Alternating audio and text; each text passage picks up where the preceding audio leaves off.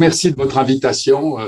Donc, je suis particulièrement heureux de participer à cette conférence. Ma présentation aura trois étapes. Premièrement, une revue générale rapide des virus émergents pour replacer le SARS-CoV-2 dans ce contexte. Ensuite, je vous ferai l'historique du SARS-CoV, du MERS-CoV et du SARS-CoV-2 avec les principales caractéristiques. Et je terminerai en faisant des hypothèses sur les prochaines pandémies, parce que malheureusement, c'est pas parce qu'on a maintenant une pandémie à SARS-CoV-2 qu'on n'aura pas d'autres pandémies dans l'avenir. Ça, c'est un réflexe qui serait très négatif, c'est de se dire, bon, on vient de passer un très mauvais moment, ça va se terminer comme ça et on n'en verra plus derrière. En réalité, on va voir des virus arriver et des pandémies virales, et il faut essayer de savoir de quelle origine elles seront. Donc, je commence par une revue générale sur les virus émergents qui peuvent poser une atteinte à la santé publique. Et il y en a qui vont, bien sûr, vous êtes très connus, d'autres peut-être un peu surprenants. Donc, vous avez évidemment l'un des premiers virus auxquels on pense qui ne donne pas une pandémie, mais des épidémies rurales, avec parfois des épidémies plus importantes comme en Guinée, Sierra Leone et Libéria en 2014-2015, c'est Ebola. Donc, Ebola est un virus extrêmement dangereux, avec une mortalité qui peut atteindre 90%, qui a comme réservoir la chauve-souris, qui est transmissible aux antilopes et aux singes, et les humains, notamment en Afrique centrale, vont se contaminer au contact des singes et des antilopes, tout simplement qu'ils achètent sur les marchés et qui ont été eux-mêmes, ces animaux, contaminés par des chauves-souris. Donc, Ebola, c'est une préoccupation. On pensait qu'il y aurait que des épidémies rurales, et puis on s'est rendu compte en 2014-2015 qu'il pouvait y avoir des épidémies très importantes, puisqu'il y a eu 30 000 cas en Afrique de l'Ouest. Quels sont les risques qu'on a, nous, en Europe et ailleurs, d'ailleurs, en dehors de l'Afrique? C'est l'arrivée de malades infectés par Ebola, et donc le management de ces patients, et ce sera une préoccupation pour l'avenir. Ensuite, vous avez les virus Antahan Sin-Nombre virus. Ces virus Antahan est associé à la fièvre hémorragique avec syndrome rénal. Là aussi, c'est un virus qui est transmis à partir d'animaux, à partir de rongeurs, par aérosol aux humains qui vont développer une insuffisance rénale avec des signes hémorragiques. On trouve ça en Asie, surtout en Chine, en Corée. On en trouve aussi en Europe du Nord, Scandinavie, et on en trouve en France, dans l'Est de la France, jusqu'aux Ardennes. Alors, les Américains avaient pensé qu'ils auraient du Antahan sur leur territoire, et en fait, ils n'ont pas de fièvre hémorragique avec syndrome rénal, mais ils ont un virus qui donne des pneumopathies, donc qui peut intéresser évidemment les pneumologues, des pneumopathies avec 40% de mortalité, virus qui est transmis aussi à partir de rongeurs sauvages, et ces virus sont en cours de développement aux États-Unis. Maintenant, on en trouve beaucoup sur la côte ouest des États-Unis, et on s'est aperçu aussi qu'on pouvait le trouver au Canada et en Amérique du Sud, des virus apparentés au Sin-Nombre virus. Donc, ce sont des virus dangereux sur lesquels il faudra peut-être compter dans l'avenir, parce qu'ils sont très peu transmissibles d'homme à homme. Ils induisent une mortalité de 40%, mais s'ils changeaient de transmissibilité, ça pourrait représenter un vrai danger pour l'avenir. Alors, le Creutzfeldt-Jakob, là, je pense que je vais vous étonner, j'espère. Le Creutzfeldt-Jakob, vous le savez, c'est une maladie liée au prion. Donc, c'est une maladie associée à une protéine infectieuse. Et vous savez aussi que dans les années 85-90, en Grande-Bretagne, est apparu le variant ou la variante du Creutzfeldt-Jakob, qui était un prion de la vache transmissible à l'homme par voie orale, en fait. Et donc, ça a été à un moment très délicat parce que c'est difficile de diagnostiquer le Creutzfeldt-Jakob. Heureusement, on a réussi à s'en débarrasser à cette époque-là en Europe par l'abattage systématique des animaux qui étaient infectés, et on a résolu le problème. Mais attention, le problème demeure. Par exemple, aux États-Unis, il y a un nombre d'États non négligeables qui présentent des chevreuils infectés par un prion qui est associé au chronic wasting disease, et ce prion pourrait, et les autorités américaines le craignent, pourrait, le cas échéant, être transmissible à des humains et induire finalement une variante de Creutzfeldt-Jakob qui ne viendrait pas de la vache, mais du cerf. Et donc, vous voyez, c'est une préoccupation qu'il ne faut pas oublier. Les prions sont des micro-organismes, pas des micro-organismes, mais sont des agents infectieux dangereux parce qu'ils sont très difficiles à diagnostiquer. Ce sont des protéines, il n'y a pas d'acide nucléique et c'est complexe.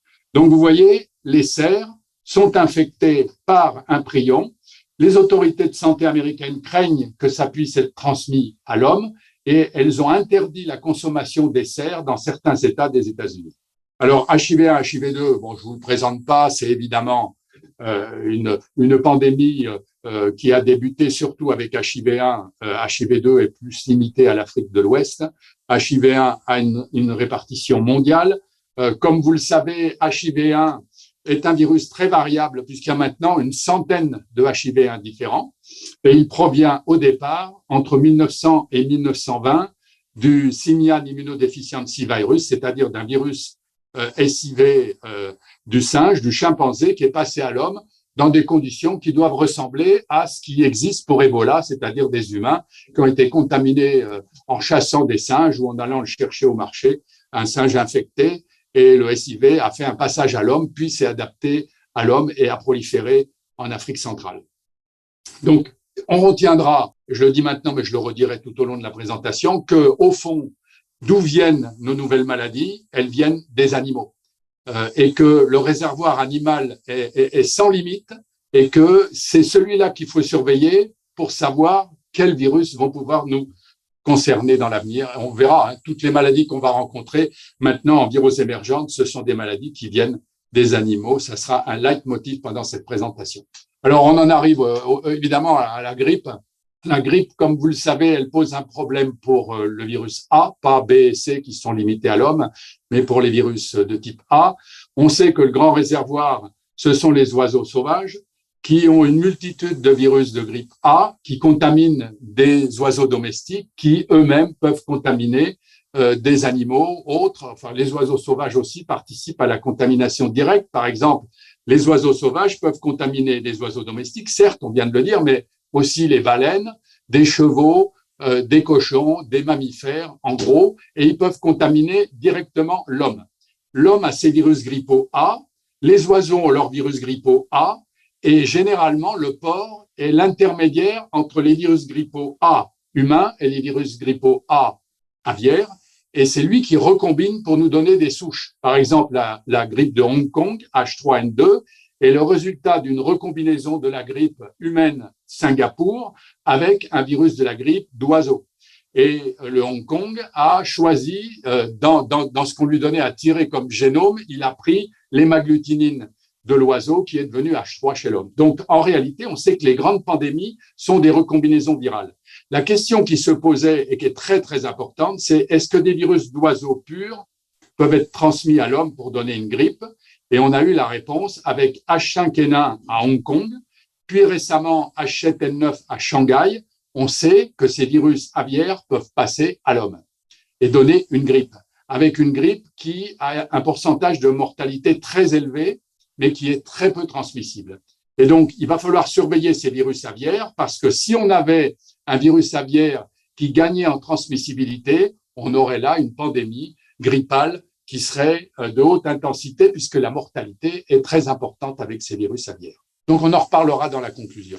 Alors, arénavirus, Lassa, Tacarib, Junin, Machupo, Sabia, ce sont des virus qu'on a baptisés Arena parce que Arena en latin, c'est le sable. Quand on les regarde en microscopie électronique, ils ont des grains. Alors, on a dit c'est comme des grains de sable. Alors, c'est pour ça, c'était imagé, on les a appelés des arénavirus. Vous avez beaucoup de virus qui donnent des fièvres hémorragiques associées à des pneumopathies, voire des atteintes du système nerveux central, notamment sur l'Amérique centrale et l'Amérique du Sud. Junin, c'est en Argentine. Machupo, c'est en Bolivie. Sabia, c'est au Brésil.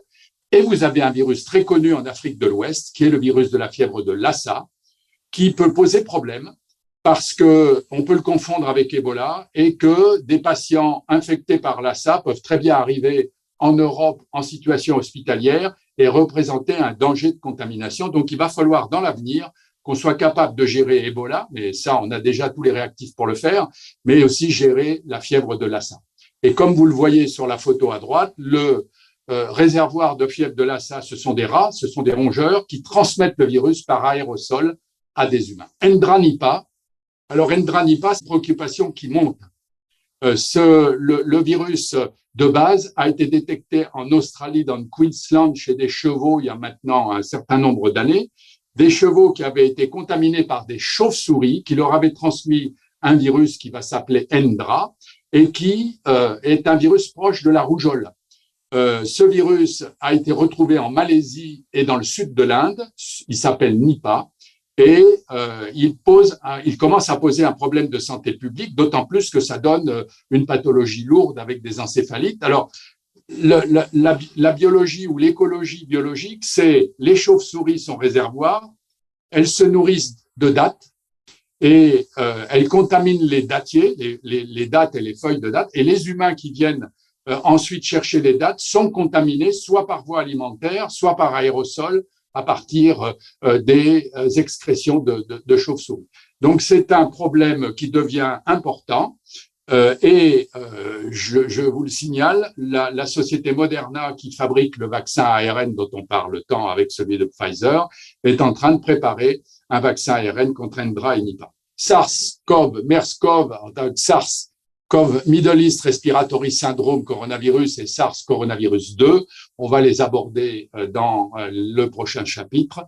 Je finis de citer les virus émergents. Vous avez la variole et vous avez le monkeypox. La variole a la particularité de pouvoir être utilisée pour une attaque terroriste. Elle fait partie des armes de bioterrorisme et on pourrait parler de ce qui a été fait il y a maintenant une quinzaine d'années. Moi, j'avais participé au groupe en France et avec les Russes, on avait une réunion avec les Russes de Novosibirsk. On avait mis sur pied un programme de réponse à une attaque de variole. Et alors, là où j'ai été très étonné, c'est qu'on en parle le plus, sauf Bill Gates, la semaine dernière, qui, semble-t-il, aux États-Unis, a évoqué un risque d'attaque variolique, donc à prendre en considération. Puis les poliovirus, donc vous savez, je ne vais pas insister sur les poliovirus. Alors, pour finir ce chapitre des virus émergents, les arbovirus, évidemment, tous ces virus qui sont transmis par des insectes hématophages, la dengue, la fièvre jaune, le West Nile, le chikungunya. Le chikungunya à La Réunion, on le connaît très bien. Sachez que la fièvre jaune, que d'aucuns considèrent comme ancestrale et un vieux souvenir, n'est pas un vieux souvenir parce qu'elle continue à sévir en Afrique et en Amérique et que, par exemple, il y a 2 ans, il y avait une épidémie au nord et à l'ouest de Rio de Janeiro. Donc, ne pas oublier cette fièvre jaune. Le reste, vous connaissez certains. Le plus intéressant, à mon avis, pour l'avenir, en tout cas en Europe de l'Ouest, c'est West Nile, qui, à mon avis, va gagner en terrain en provenance d'Afrique via des oiseaux sauvages, transmission par les moustiques. Il va, à mon avis, s'installer dans le sud-ouest de l'Europe dans les prochaines années.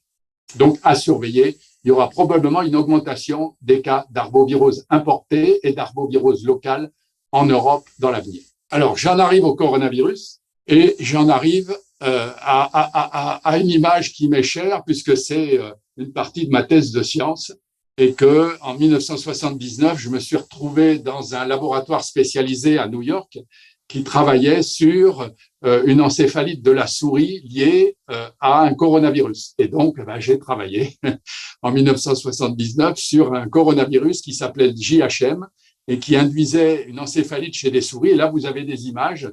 À gauche, vous avez une image de coronavirus dans une citerne d'un neurone de souris. Et à droite, vous avez un coronavirus qui est en train de bourgeonner pour tomber dans une citerne dans le système nerveux central. Mon patron, qui était Cédric Rein, et avec lequel je continue à échanger des mails, lui a pris sa retraite entre New York et la Floride, me dit finalement, Hervé, on a peut-être été les premiers à travailler sur des coronavirus. Mais c'est un peu vrai. Heureusement qu'on ne connaissait pas le danger à l'époque des coronavirus hautement pathogènes. Alors, si on revient au coronavirus humain, vous avez, au coronavirus animaux en tout cas, puisque les réservoirs sont toujours animaux au départ, mais vous avez des coronavirus dans beaucoup d'espèces. Vous en avez chez le porc, vous en avez chez les oiseaux, vous en avez chez les souris, on vient d'en parler, vous en avez chez les chauves-souris, bien entendu. Vous avez beaucoup de coronavirus chez les animaux. Et d'ailleurs, un des coronavirus connus depuis longtemps chez l'homme provient du porc. Alors, chez l'homme, situation des coronavirus.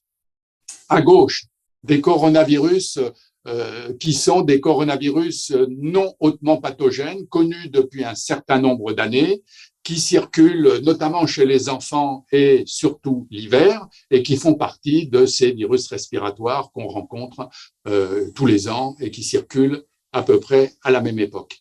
Et puis à droite, bien sûr, les coronavirus hautement pathogènes de connaissances récentes, qui sont le SARS-CoV, on va y revenir, le virus Middle East Respiratory Syndrome, le MERS-CoV, et puis bien sûr le SARS-CoV numéro 2, celui qui est apparu en 2019 en Chine.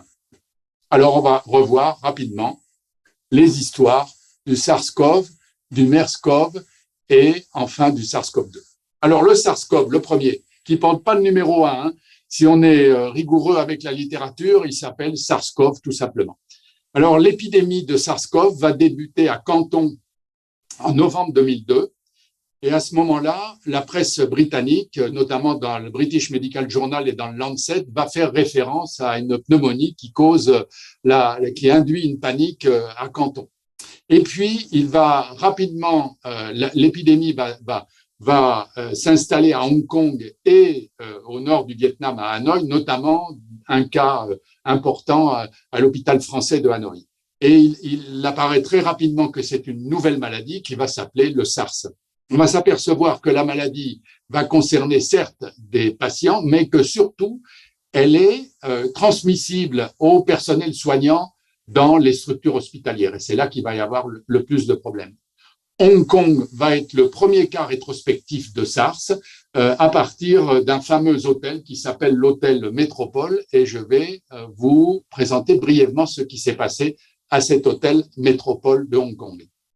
Bien, le premier cas répertorié venait de Canton, c'est monsieur A que vous voyez ici, et qui va contaminer à l'intérieur de l'hôtel toute une série de patients qui vont ensuite migrer vers leur destination, le Vietnam, avec le patient B qui va arriver dans l'hôpital français du Vietnam et qui va contaminer 37 soignants, comme vous le voyez. Vous avez d'autres personnes de l'hôtel qui vont partir vers d'autres destinations, Singapour, mais c'est pas étonnant à Hong Kong qu'on aille à Singapour parce que c'est très proche, le Canada. Pourquoi le Canada? On pourrait faire de la géopolitique parce que à Toronto, il y a beaucoup de Chinois de Hong Kong qui étaient à l'époque en formation et notamment les doyens de l'université de Hong Kong venaient en grande partie de formation au Canada. Donc il y avait un aller-retour permanent entre Toronto et Hong Kong et c'est pas étonnant que d'aucuns soient partis vers le Canada et contaminés dans des structures hospitalières du Canada. Alors monsieur A était ce qu'on appelle un super contaminateur. On a pu voir, comme pour le SARS-CoV-2, qu'ils sont capables de porter 100 millions de particules virales par millilitre de sécrétion. Donc, monsieur A contaminé toutes ces personnes, soit par voie directe aérienne, soit par l'intermédiaire des poignées de porte ou des boutons d'ascenseur.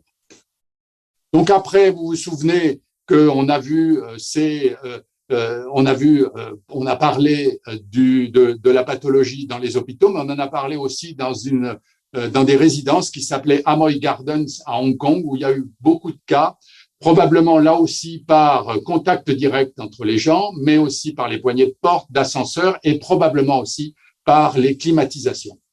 Le SARS a été confirmé ensuite en Chine continentale, au Vietnam, au Canada, à Singapour, en Thaïlande et à Taïwan.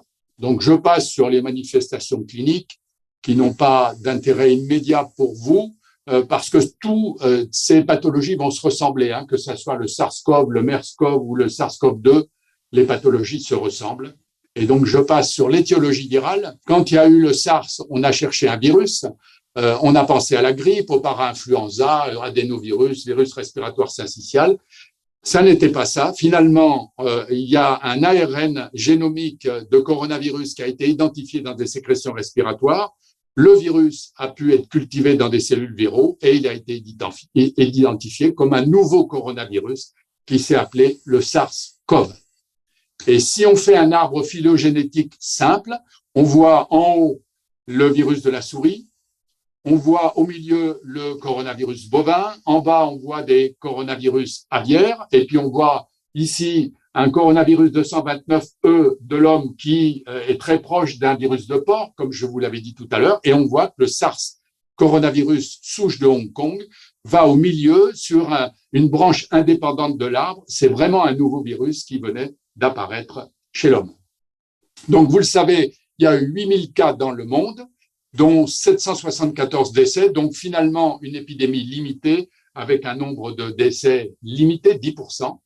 Et on a réussi à éliminer ce SARS-CoV grâce au masque et au lavage de mains. On peut dire que c'est l'hygiène. On n'a pas eu besoin de vaccin. C'est l'hygiène qui a permis d'éradiquer, en tout cas, cette première phase de SARS-CoV. Il y a eu depuis quelques sorties de SARS-CoV qui ont été reliées à des accidents de laboratoire en Chine, et j'y reviendrai tout à l'heure.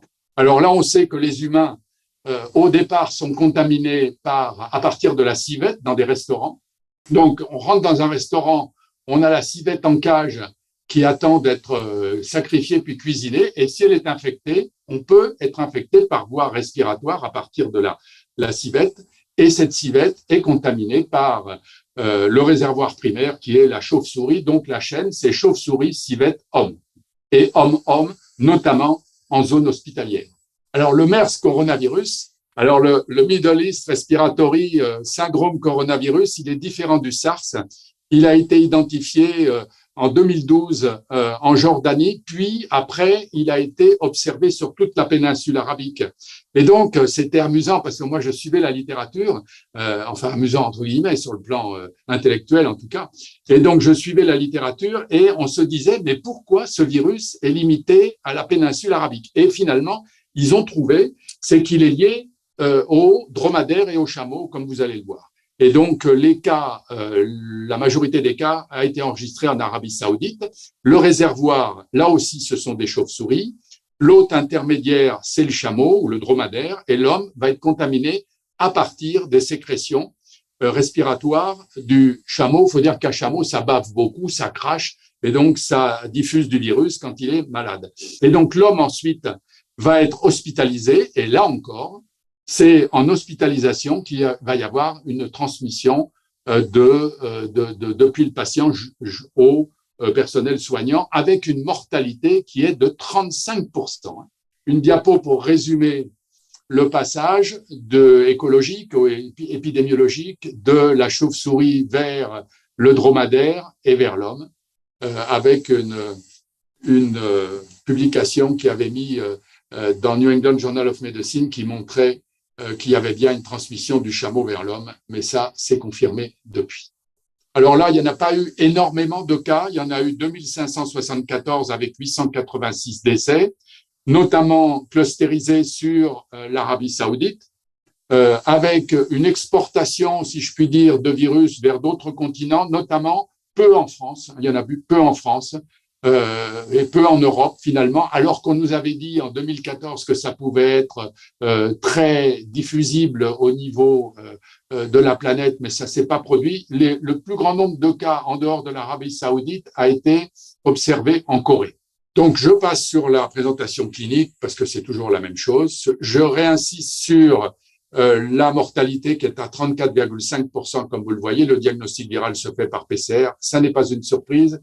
Et c'est pas ça l'intérêt de la présentation. Il y a des vaccins en expérimentation, des vaccins qui ressemblent à ceux qu'on connaît pour le SARS-CoV-2. Il y en a un qui est fabriqué ou qui est en cours de fabrication par la firme anglaise avec l'adénovirus recombinant. Vous avez aussi Gamaleya en Russie qui a un adénovirus recombinant avec la protéine de surface du MERS coronavirus. Enfin, c'est exactement la même stratégie que pour le SARS-CoV-2 et des vaccins devraient être disponibles si on avait une épidémie de MERS coronavirus. On y reviendra dans la conclusion. Et j'en arrive au SARS-CoV-2 que tout le monde connaît maintenant. Ce SARS-CoV-2 est apparu donc, en tout cas la pathologie associée fin décembre 2019. Très tôt, il a été évident que c'était dans la région de Wuhan, bien sûr, en Chine. Il était évident que c'était un nouveau virus qui s'est appelé SARS-CoV-2.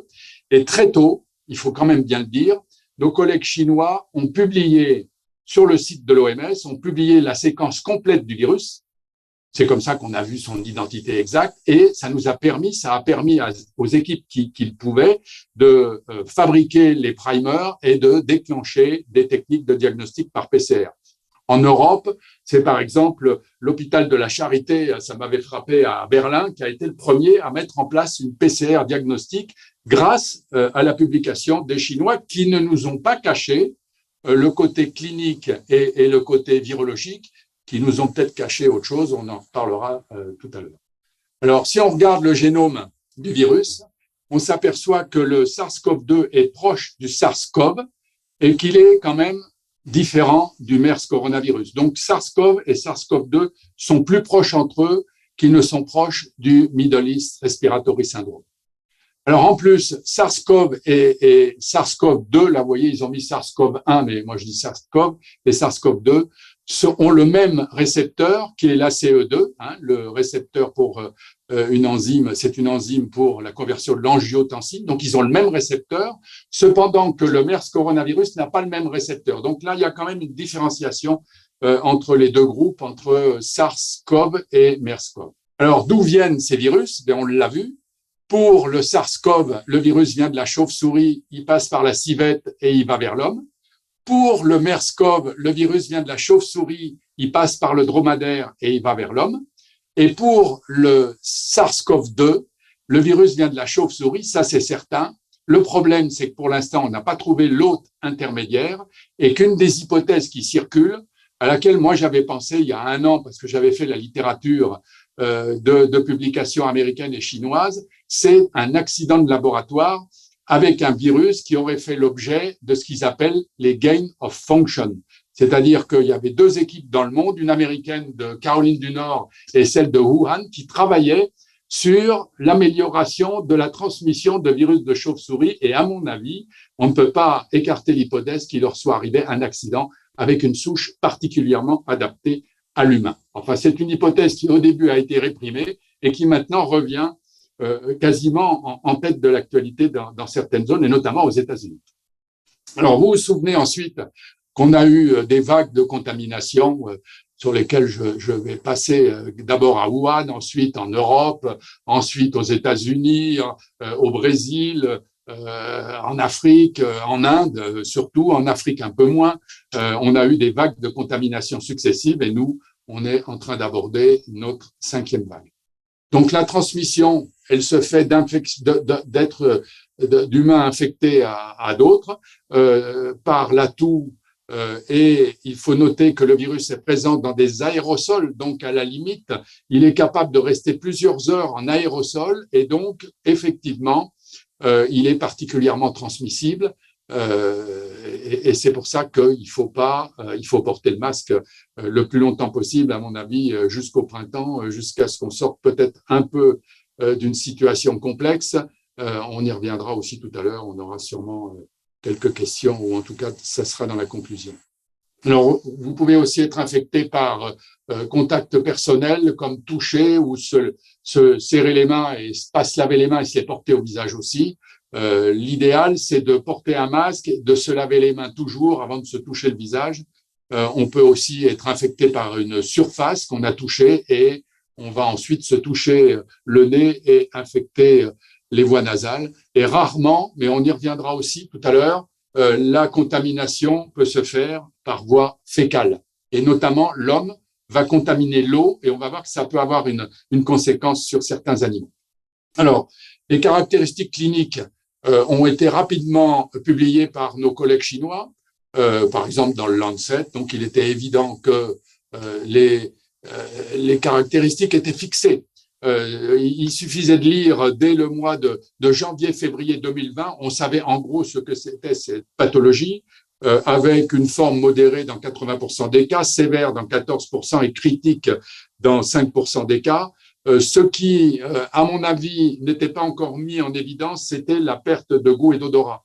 Quand je lisais les publications chinoises, elles allaient dans le même sens, mais on a vu apparaître après en Europe, et ça a été confirmé ensuite, ce signe clinique de perte de goût et d'odorat. Alors là aussi, ce qui était caractéristique, c'était les opacités radiologiques en verre dépoli, qui sont une caractéristique de SARS-CoV-2, mais qu'on peut voir aussi avec le MERS coronavirus. Alors bien sûr, il y a eu très rapidement des PCR qui se faisaient sur des prélèvements respiratoires. Les Chinois, très rapidement, nous ont montré qu'il y avait des patients qui pouvaient avoir des PCR positifs jusqu'à 9 jours, 10 jours après le début de l'infection, même certains jusqu'à 20 jours après le début de l'infection. Donc, il a fallu tenir compte de ces éléments pour avoir une attitude cohérente de quarantaine. Et puis, on a progressé sur le plan physiopathologique. Et il faut rappeler qu'il y a d'abord une première phase de réplication virale. Et ensuite, au bout de 7-8 jours, il y a une phase d'inflammation. Et si on regarde ce qui se passe, on voit que la première phase de réplication virale, elle est liée à l'entrée du virus dans des cellules cibles, la destruction de ces cellules, et puis évidemment l'arrivée de cellules de défense comme les macrophages, les lymphocytes B, les lymphocytes T, avec une sécrétion de cytokines, et que cette deuxième phase qui est la phase dite inflammatoire, va apparaître si la première phase n'a pas résolu le problème. C'est-à-dire si la réplication virale n'a pas été arrêtée, si le virus n'est pas en cours d'éradication, on assiste à une inflammation non-stop, à un orage cytokinique, notamment avec de l'interleukine 6 qui va être produite en trop grande quantité, et on va vers un problème immunologique, et derrière, on va avoir des complications pulmonaires, des complications rénales, des complications hépatiques et même des troubles de la coagulation. On arrive au bout de l'évolution des patients. Alors, le traitement, très rapidement, remdesivir et chloroquine avaient effectivement été montrés comme efficaces in vitro, mais in vivo, chez l'homme, ça a été extrêmement décevant. Ça a été la même chose pour l'opinavir, qui est une drogue anti-HIV qui n'a pas marché. Et actuellement, on a 2 molécules qui peuvent avoir un gros intérêt. Le molnupiravir, qui est un inhibiteur de nucléosides qui vient de chez Merck Ridgeback aux États-Unis et qui va être utilisé notamment dans les 5 premiers jours de l'évolution. Et puis surtout, probablement plus efficace, le Paxlovid, qui est un inhibiteur de protéase de Pfizer, qui va être associé au ritonavir pour augmenter sa concentration plasmatique. Il avait été annoncé par Pfizer il y a maintenant plusieurs mois, au cours de l'été 2020. Il est arrivé. Et à mon avis, ça va être extrêmement intéressant et important d'avoir une drogue antivirale. Ensuite, les anticorps monoclonaux, vous le savez, ont été utilisés notamment par la firme Regeneron aux États-Unis.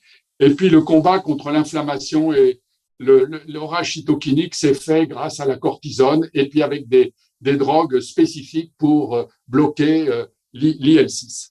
Et depuis 2020, depuis juillet 2020, vous voyez, July 14 2020, il était évident qu'il y aurait un vaccin qui allait arriver parce que ce jour-là, dans ce numéro de New England du 14 juillet, on a vu que la firme Moderna avait un vaccin ARN qui était efficace dans une phase 1. Bientôt, Pfizer a eu aussi un ARN messager efficace. Et on sait que pour vacciner, la target, la cible, c'est le spike. Donc, on va essayer de générer des anticorps contre le spike du virus pour l'empêcher de se fixer au récepteur qui est la CE2. Donc, la stratégie des vaccins, c'est de générer des anticorps neutralisants, soit avec donc des ARN messagers de la spike, c'est Moderna et Pfizer, soit avec des adénovirus recombinants, soit avec des vaccins inactivés comme certains vaccins chinois. Et donc, le problème qu'on a eu, vous le savez, brièvement, je le dis, c'est qu'il y a eu des variants, notamment le Delta venant de l'Inde et le Beta venant d'Afrique du Sud. Ces variants peuvent induire des problèmes au niveau de la vaccination. Et je vous montre ici une courbe en haut à gauche de patients qui ont été vaccinés par Moderna. Vous les voyez à 29 jours après la vaccination, 119 jours, 209 jours, c'est-à-dire 6 mois après, et on fait leur niveau d'anticorps contre le wild, donc la souche d'origine, le variant Delta et le variant Beta. Ben vous voyez qu'à 6 mois, les anticorps contre Delta et Beta sont considérablement diminués, alors qu'ils sont maintenus finalement contre la souche sauvage. Et donc, c'est la raison pour laquelle on a estimé qu'au bout de 6 mois, il fallait revacciner les patients une 3e fois pour leur remonter le niveau d'anticorps, leur permettant de neutraliser, le cas échéant, Delta et Beta. Et donc, je vous indique, mais vous le savez, parce que tout à l'heure, il y a un collègue qui a fait référence, il y a un nouveau variant qui vient d'apparaître, qui s'appelle le B11529, qui a été qui vient du Botswana, qui est passé en Afrique du Sud. Et d'après un de mes collègues, il serait peut-être déjà arrivé en Grande-Bretagne. C'est un variant qu'il va falloir surveiller car il aurait beaucoup plus de mutations dans le spike que les autres variants enregistrés jusque-là. Donc, retenez le nom B11529 à suivre. Donc, je récapitule.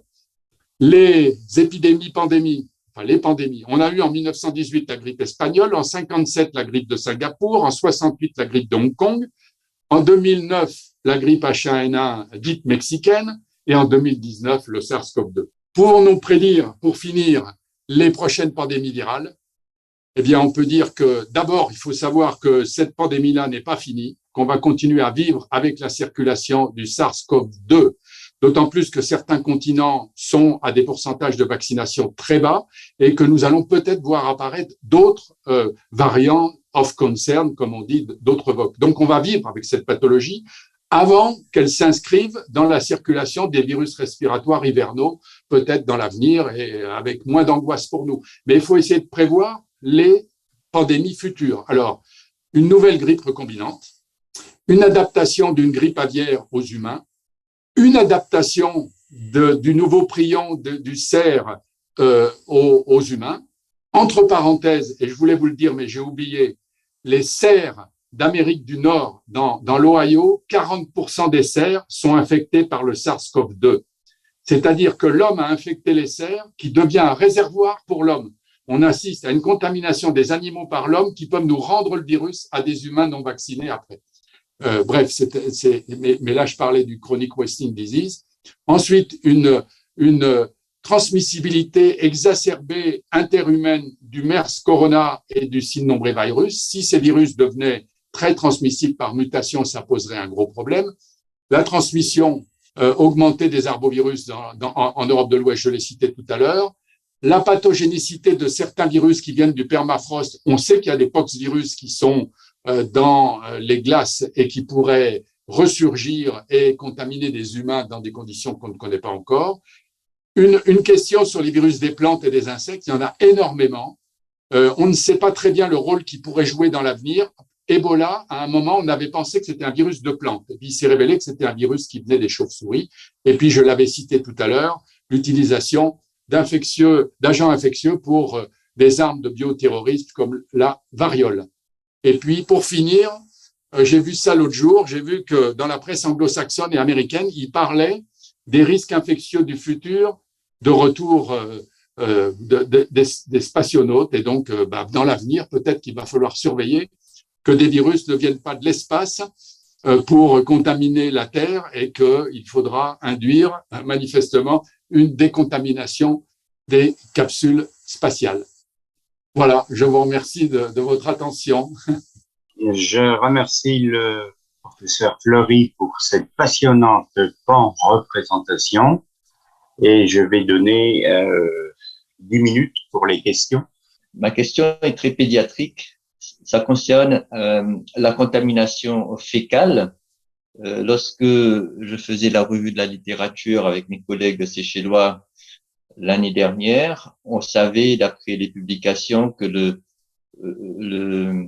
la PCR restait positive plus longtemps dans les selles par rapport aux sécrétions pulmonaires, mais on ne savait pas si c'était les fragments d'ADN de virus inactivés. Et aujourd'hui, vous nous dites que la contamination fécale est très importante.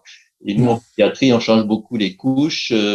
Et aussi, il y a le problème du vaccin chez l'enfant. S'il y a une contamination fécale, peut-être que ça change un peu la donne. Vous pouvez nous en dire un petit peu plus, s'il vous plaît? Oui, en réalité, je pensais pas aux enfants. Il faudrait que je regarde la littérature pour les donner, mais vous la connaissez mieux que moi. Hein. Je pense que ça peut exister, ça n'a pas forcément été prouvé, et que je ne pense pas que ça induise quand même, si on prend des précautions d'hygiène, beaucoup de problèmes secondaires. Simplement, je pensais à la contamination fécale pour deux raisons. Premièrement, on a montré qu'on pouvait suivre le taux d'infection d'une zone urbaine en analysant par PCR les eaux usées. Ça, vous l'avez vu, ça s'est fait en France, ça s'est fait aux États-Unis, etc. Et deuxièmement, ces fameux cerfs dont on parle en Amérique et qui maintenant font l'objet d'une grande attention aux États-Unis, qui sont, paraît-il, d'ailleurs, même dans la banlieue de Washington, on voit des cerfs courir dans les jardins, eh bien, on pense qu'ils ont été contaminés directement par voie respiratoire et probablement aussi par les eaux. Donc, les humains ont contaminé l'eau et les cerfs se contamineraient au contact de l'eau qui hébergerait des virus. Donc, c'est pour ça qu'il ne faut pas éliminer la possibilité de contamination réelle, fécale, avec non plus des signaux de PCR, mais probablement des virus infectieux qui se promènent dans l'eau, comme on en a avec les entérovirus. Donc, je vous fais une réponse partielle. Je pense qu'effectivement, quand un enfant est contaminé, s'il a du virus dans les selles, il faut qu'il y ait une hygiène générale autour, lavage de mains, etc. Mais je pense qu'il doit y avoir du virus infectieux dans les selles quand même. Alors, je voudrais quand même préciser, même s'il n'y a pas de question, que la pandémie n'est pas terminée, qu'actuellement, je vous parle des pandémies futures, mais on en a une, et elle n'est pas terminée, malheureusement. Je pense qu'on va avoir encore des surprises et un long chemin avant de se débarrasser de ce virus qui, de toute façon, va se mettre à circuler non-stop, parce qu'à partir du moment où il va trouver des réservoirs animaux proches de l'homme, il va de nouveau revenir dès qu'on aura une faiblesse d'immunité collective, si on atteint l'immunité collective générale. Plusieurs éléments de réflexion, puisqu'effectivement, on est encore en pleine pandémie. Vous savez qu'il y a des territoires, notamment l'outre-mer, où la couverture vaccinale est très basse. Quand on voit, vous nous parlez donc de ce variant sud-africain, alors bien sûr, là, on entend la nouvelle recommandation sur une 3e dose, mais est-ce que, et probablement que les firmes y pensent déjà, il ne serait pas mieux d'intégrer d'emblée ce variant à un nouveau vaccin? Enfin, je veux dire, compte tenu, puisqu'on nous dit finalement que on va vivre avec ce virus et que probablement ça va durer longtemps, si on a l'émergence de variants, est-ce que ça devrait pas pousser, à revoir la constitution du vaccin, et 2, à élargir sans trop tarder la vaccination des plus jeunes pour qu'on ait vraiment l'immunité collective qui doit être atteinte? Qu'en pensez-vous? C'est ce qui va se faire. Et donc, par exemple, avec les ARN messagers, avec Moderna et Pfizer, ils sont déjà sur une hypothèse de sortir des vaccins qui seront les ARN messagers d'évoquent des variants. On pourrait imaginer vacciner avec le variant sud-africain, ça c'est sûr. Donc, je pense que c'est une de leurs options. Pour l'instant, ils avaient finalement temporisé parce qu'ils ont montré que quand le niveau d'anticorps contre la souche sauvage est très élevé, on arrive quand même à neutraliser les variants. Donc, vous voyez, en faisant des rappels et avec un taux d'anticorps très élevé contre le wild type, on a quand même une neutralisation des variants. Mais peut-être que ils vont quand même changer leur fusil d'épaule. Ils en parlent, Moderna l'a déjà annoncé. Ils vont faire des vaccins qui seront spécifiques des variants, mais peut-être qu'ils attendent un peu de savoir ce qui se passe au niveau planétaire, parce que ça va être compliqué. Eux, ils sont capables de faire un vaccin en 15 jours, 3 semaines, mais après, il y a toutes les étapes de développement qui font que nous, on risque de le voir arriver entre 6 mois et 1 an après.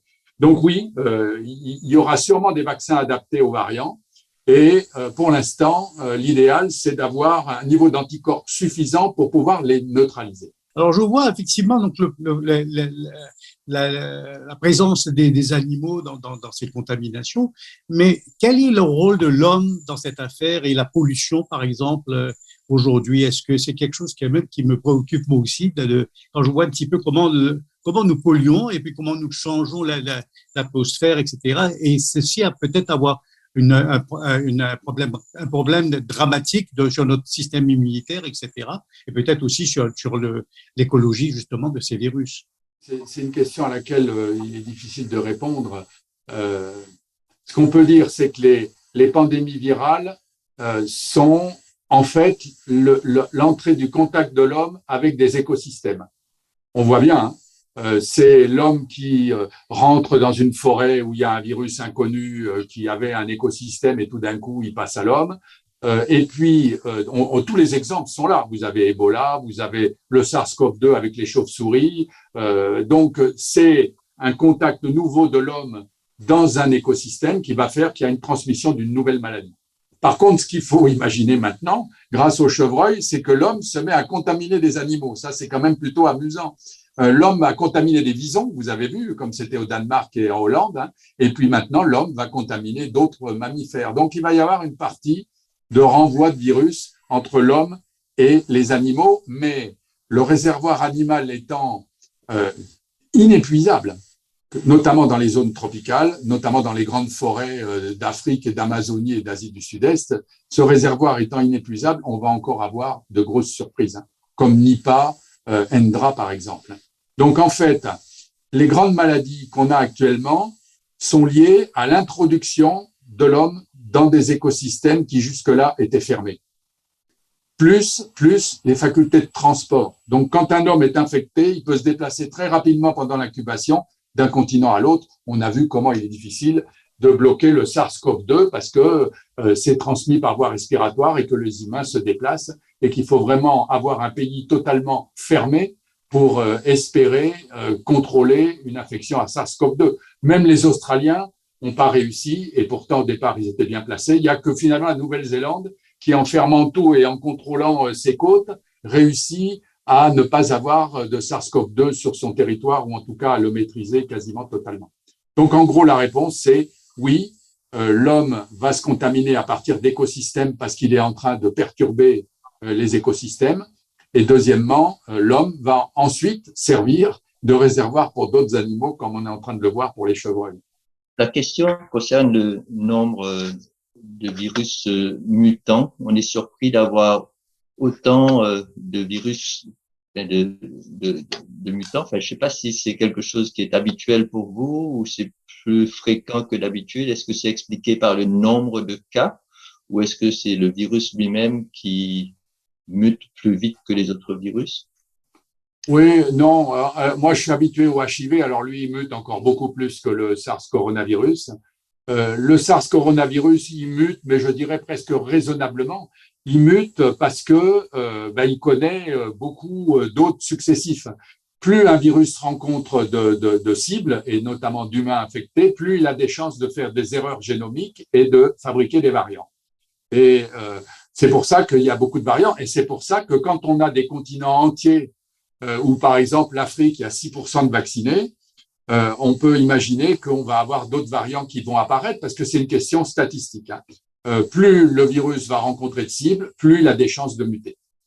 Sur ce, les variants que vous voyez, que ce soit les variants sud-africains, les variants Delta, peut-être le variant qui sort en Afrique du Sud actuellement, qui vient du Botswana, ils ont quand même des caractéristiques communes. Ils échappent aux anticorps avec des mutations qui sont communes. Donc, on les rencontre. Par exemple, la 484 sur le spike, c'est une mutation qu'on va rencontrer sur plusieurs variants parce que c'est probablement une zone cruciale pour le virus pour échapper aux anticorps neutralisants. Et donc, il y aura quand même pas 36 chemins pour le virus pour échapper aux anticorps neutralisants. Et à un moment, on pourra quand même, à mon avis, cadrer ce problème. Et ce qu'on pourrait imaginer, c'est que Moderna et Pfizer utilisent un variant dominant dans l'avenir, qui trouve un variant que si on arrive à le bloquer avec un vaccin ARN messager, on pourra bloquer tous ceux qui sont avant ce variant-là, parce qu'il sera dominant. Ça, c'est une hypothèse, on verra. Mais oui, il y a des variants parce que ils rencontrent beaucoup de gens. Mais il est moins variable que le HIV, hein, nettement moins.